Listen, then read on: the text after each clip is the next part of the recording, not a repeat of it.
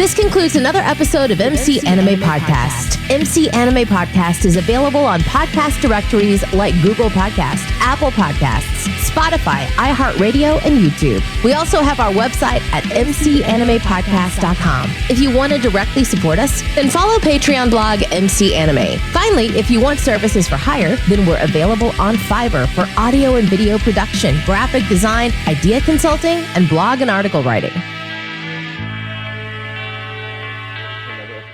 MC Anime Podcast, MC here, and today I have a really special guest with me today, Jennifer Takagi? Takagi, yeah. Takagi. And she's a, healer, energy, balance, imperfections go away type mentality. And further ado, what do you do? Tell me about yourself and where they can find you on social media and website. Awesome. Thanks, Mason. I'm so happy to be here today. So I'm Jennifer Takagi, and my website is takagiconsulting.com. And I am an energy healer, and I'm a spiritual healer. And so I use multiple modalities to create alignment within the body, the spirit, and the mind so the body can heal itself. The modality we're going to use today is the body code and emotion code charts. Dr. Bradley Nelson is a chiropractor, and through his practice, he came to know that clients would come in, he would adjust them, they would leave, they would come back the next day with the same problem. And he learned that they had trapped emotions that were keeping the body from healing. So he has created a chart of emotions, and we ask the subconscious mind to guide us to what emotion is being trapped in the body.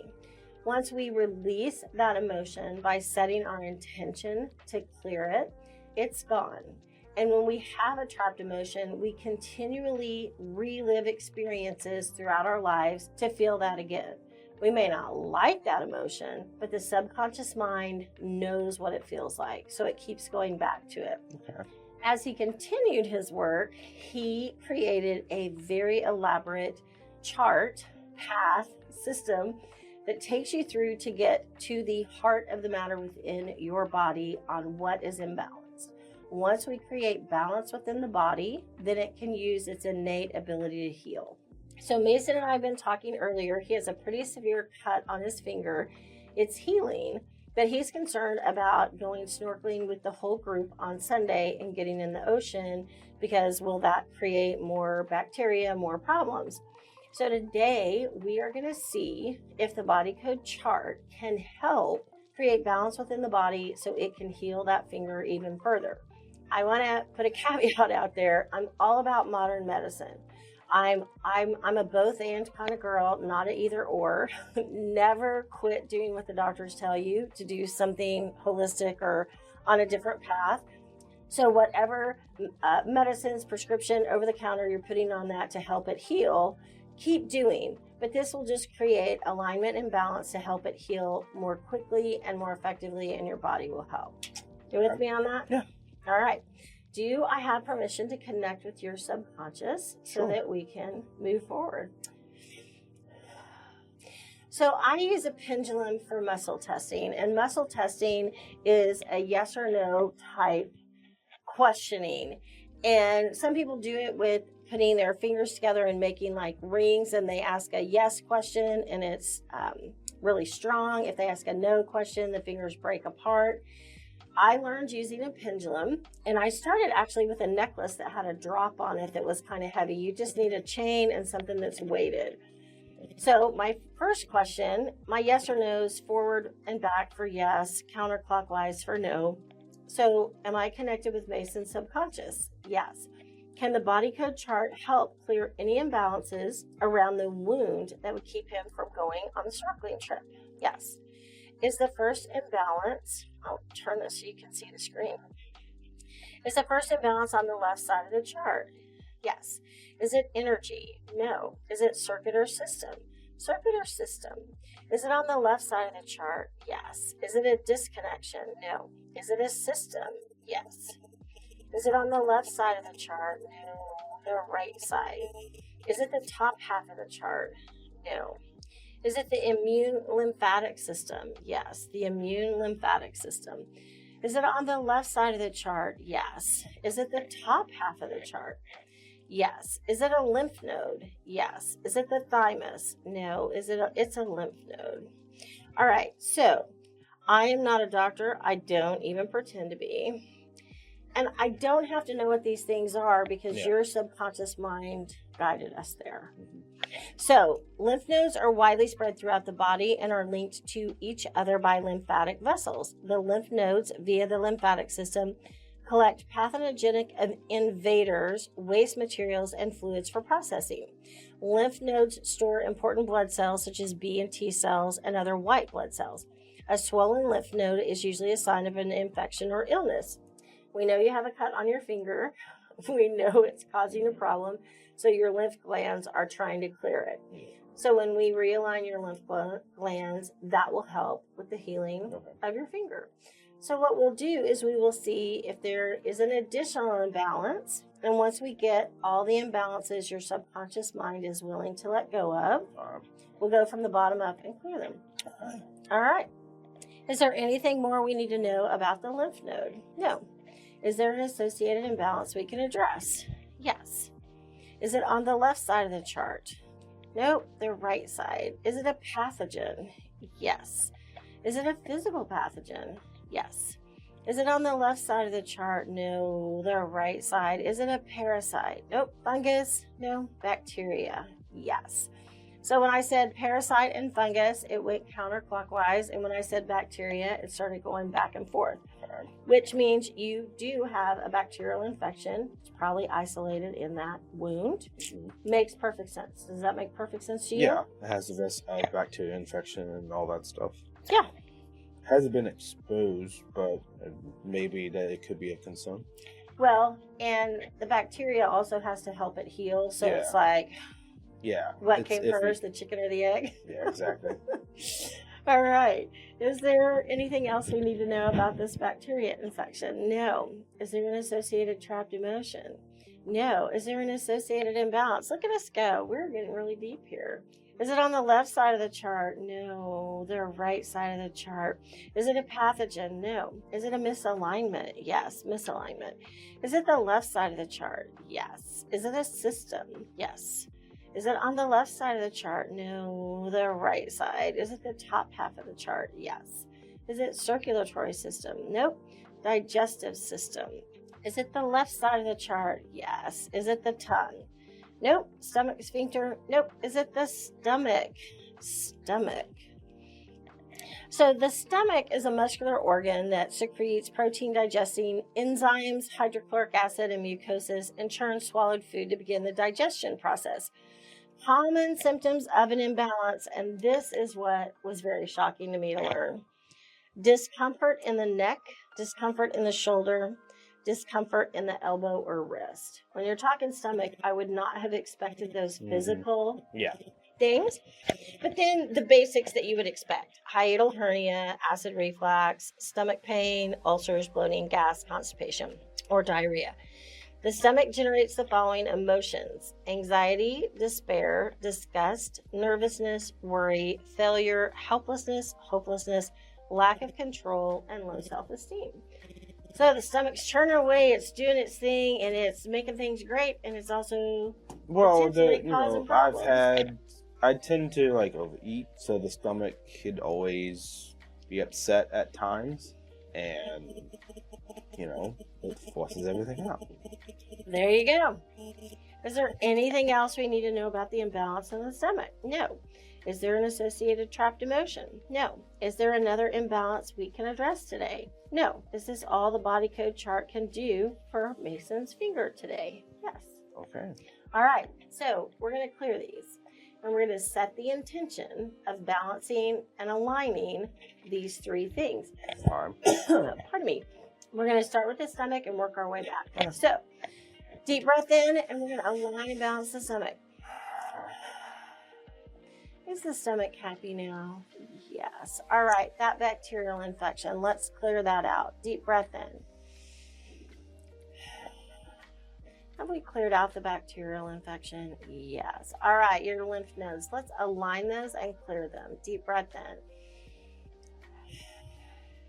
Have we cleared out those lymph nodes? Yes. Are there any trapped emotions tied to this wound? No. So you cut your finger. There's no trapped emotion around the trauma of cutting the finger. And you just had some physical imbalances. And I think it'll be better. Oh, let's see how long it will take. Will it take a week for the finger to be better? No. Will it take 5 days? No. 3 days? No. Will it take 2 days? It'll take 2 days and you'll probably see significant improvement. And if you do, I want you to hop back on and add a caveat to this podcast that it actually was better.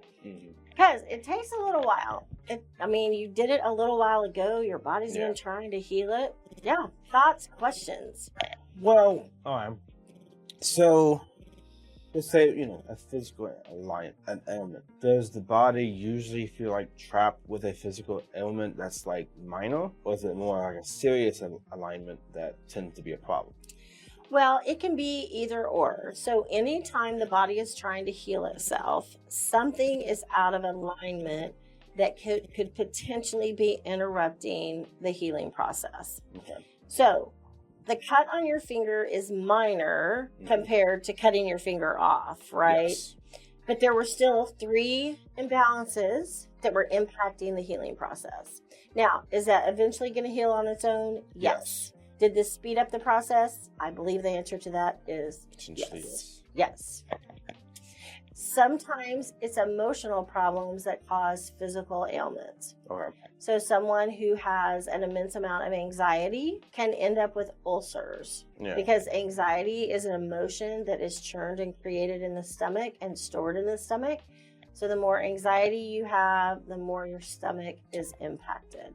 And that happens kind of throughout your body. And when you look at someone's life and you see that they have a lot of ailments, a lot of times you can tie them to events, not necessarily physical events, but emotional events, death, severe illness, things like that can trap the emotions. Usually grief, negative emotions, have the same impact as pain receptors in the body. Yes. The pain and stress and pain go hand in hand because the only way that the body feels stress is indicating pain receptor. That is your body telling you something's not right. This is the alert that you need to worry about. And, sometimes you need to figure that out to reduce the pain because that can cause the actual pain to feel sore, to feel,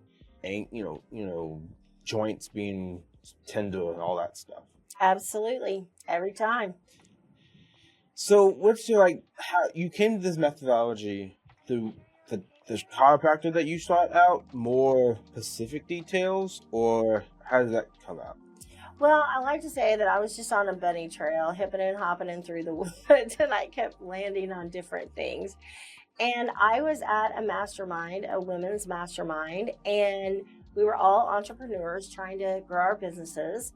And one of the people who came in to do a session was a spiritual healer. And I had a session with her, and it just opened up this whole path of what else is out there, that whole curiosity factor. So I worked with her for a while. I found another person who uses Akashic records, which are the messages on your soul. And then I learned Holy Fire Reiki, which is another form of Reiki. There are multiple forms of Reiki. And then I landed on Body Code and Emotion Code. And when I work with clients, I bring them all together. And within a full hour session, I open the Akashic records. We create the alignment in the body and the emotions for whatever their issue is. Today, your biggest struggle is that finger, so you can go with us on Sunday. So clients decide what their biggest annoyance is. It's not necessarily earth-shattering, but what is annoying them? Sometimes it's abundance. And our mutual friend, Michelle Abraham, said, man, I've got a great business. I've got a great life, but I think there's something around abundance that's holding me back. I said, well, let's see if there is. And we did, and we cleared some things just like we did with you. We set the intention to clear it, and we did. And she brought in $100,000 into her business within a month. But she had emotional and physical blocks that were keeping her from going to that level she wanted to be at.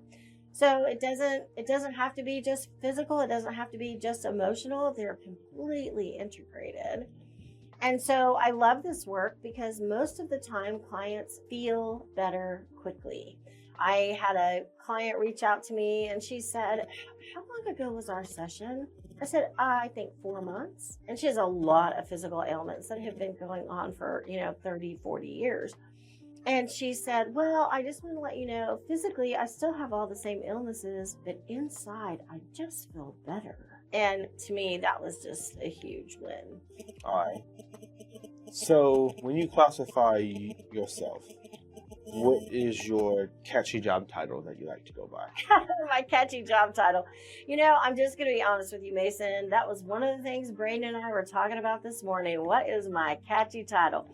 So multiple titles have been used on me and for me, and I'm pretty much okay with any of them.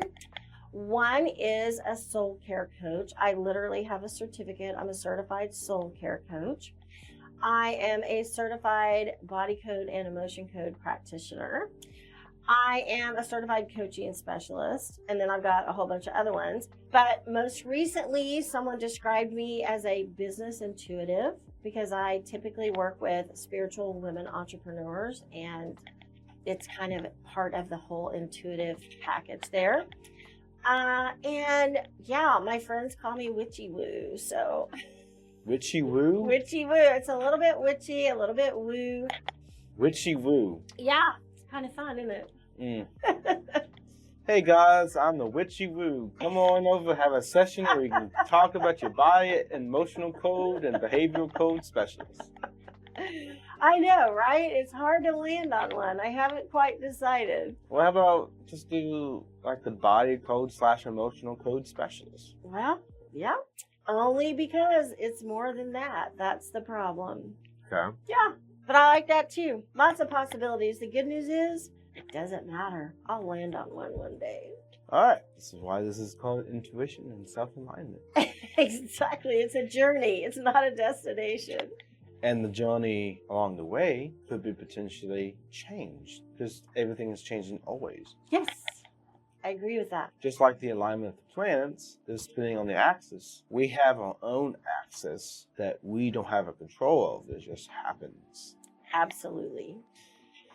So, was there ever a time that you felt like you had a really interesting session that benefited you and you didn't expect it to benefit yourself? That you've done with someone, helping someone else? Well, I don't know if this is completely going to answer your question, but I had a client and she had hip replacement surgery. Okay.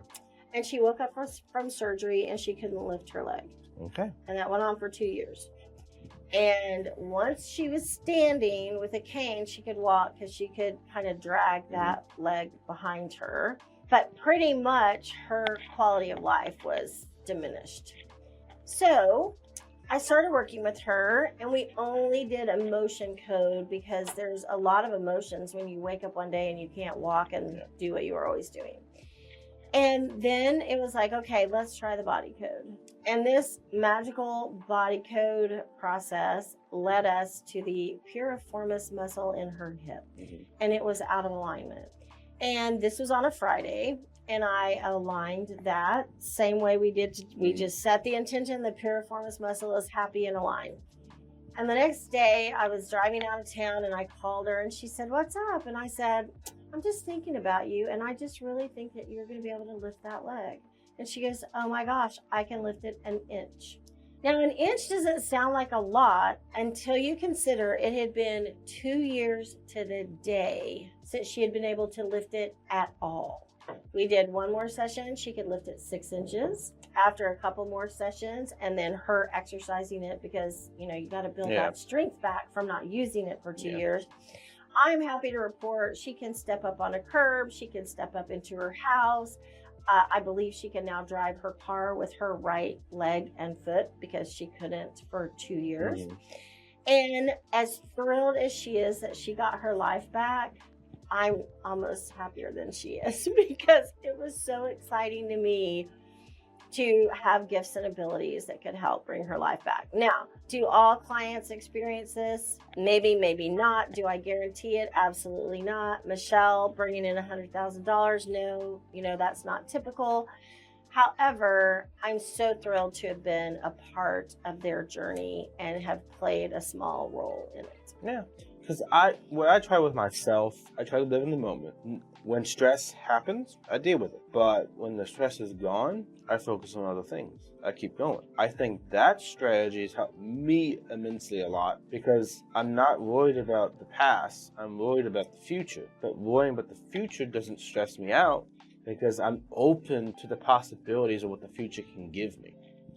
Awesome. And I really like a positive mindset because a positive mindset affects many avenues in life that you don't originally expect. Absolutely. So what is a positive mindset that you keep to follow on the path that you want to be? So I just love waking up in the morning and my feet hitting the floor and just having the initial thought of this is going to be a great day.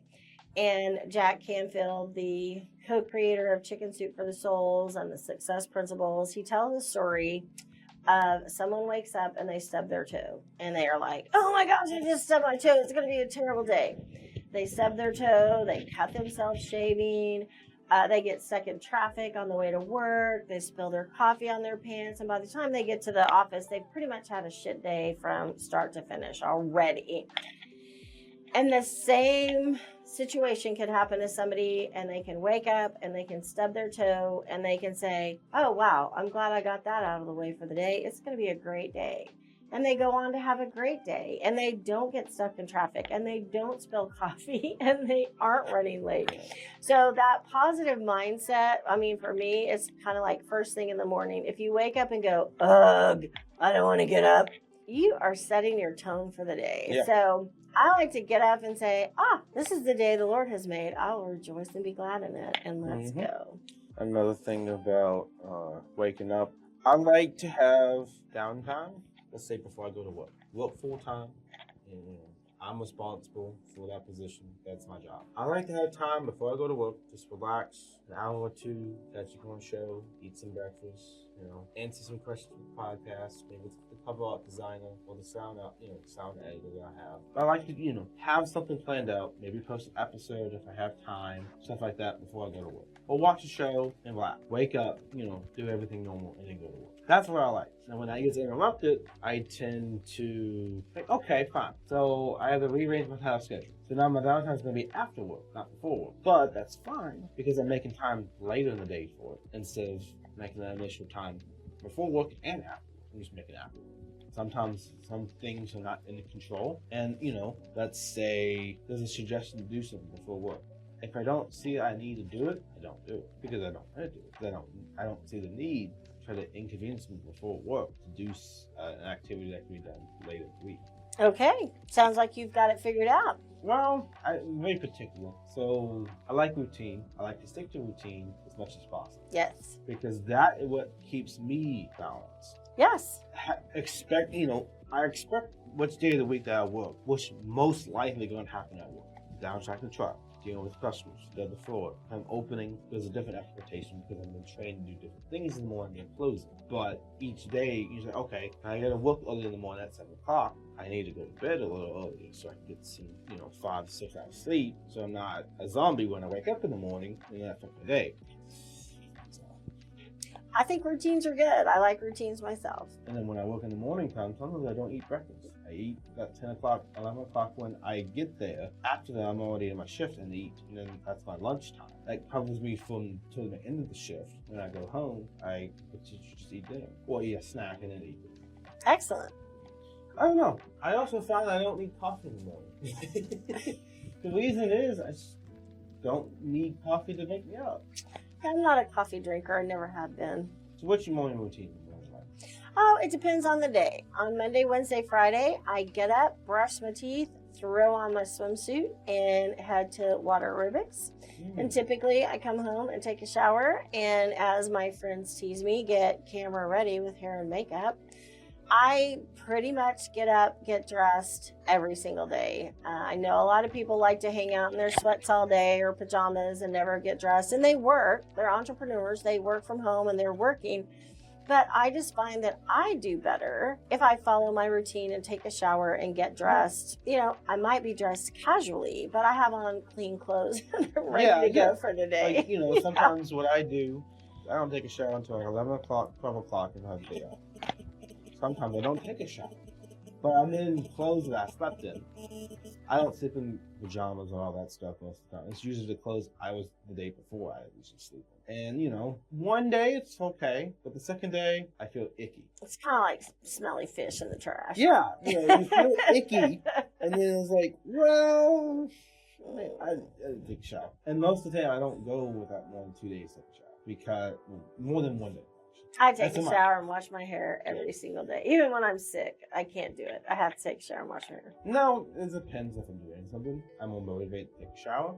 I don't know. I guess I just don't commit myself to take a shower.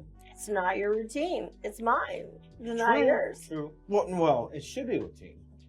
But even if I take a shower, sometimes I like maybe wash the body more and then skip and do the hair, because I can go, maybe it's like, well, I'm lazy today, I don't want to wash my hair. I washed my hair yesterday. I can go 2 days without washing my hair. You know, I think we might be off the body code thing at this point in our interview. Yeah. But, you know, I don't know. It's all about balance and how you find that balance. It is, absolutely. So you bring up water aerobics. I think that's really important for you, because the water, there is no limitation in the water. While walking, there is a limitation. So how do you feel that dynamic, how that play out? I've been going to water aerobics for many years, and I got really into it when I had my first major knee surgery when I was 30 years old.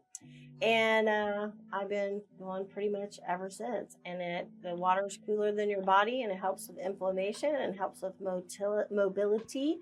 And I have some great friends there. So it's also a social activity at the same time.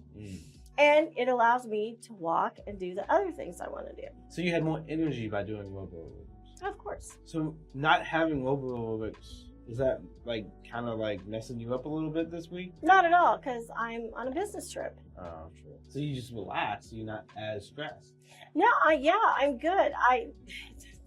You kind of need to go with the flow in the moment. And so I can't expect to come to a beautiful resort in Puerto Vallarta, Mexico, meeting amazing people in person, many of which I've known online, but not in person. Some I've known both, and get caught up in I'm not in my actual exact routine, because there's nothing about this as a normal routine. So yeah, no, it doesn't bother me at all that I missed. And when I go back on Wednesday, I'll be back on Wednesday. And when I do a normal routine, I wake up early, go around, the other people awake. You know, if I want to record a podcast, I'm up here, this big room. There you go. I have some episodes to record, and I don't know. I'm very open to what type of podcast episodes I do. So that mentality actually, you know, has opened the door.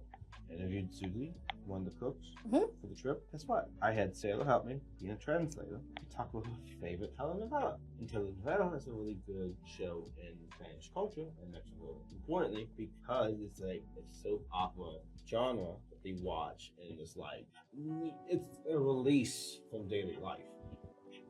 Alright, well, this is a closing argument for the podcast. I think finding the balance, finding the alignment, and having a routine and mentality to find the mindset is good to find that. Absolutely. Thank you so much for having me. Thank you for being here. And guys, this wraps up this particular episode of Intuition and Self-Alignment, how to find it and everything in between. Please support Jennifer Takagi at her consulting website, which is going to be in the description below. And you can find us on your podcast near you, Apple Podcasts, Google Podcasts, Amazon Music, Spotify, iHeartRadio. Go to www.mcanimepodcast.com, and that's MCANIMEPODCAST.com.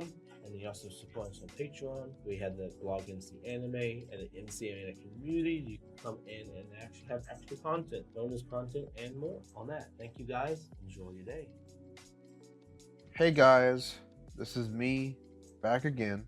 This time, I'm going to give a little bit of extra information on what happened in my session with Jennifer Takagi about intuition and self-alignment. What ended up happening was she diagnosed my finger. She went from the lymph nodes, the circulatory system, to the stomach, as mentioned in the episode and the recording. But one interesting detail about that imbalance of my finger and what could be other causes influencing the finger, or findings through the other, was that my stomach all week was upset by the food I was eating. I wasn't used to the Mexican food.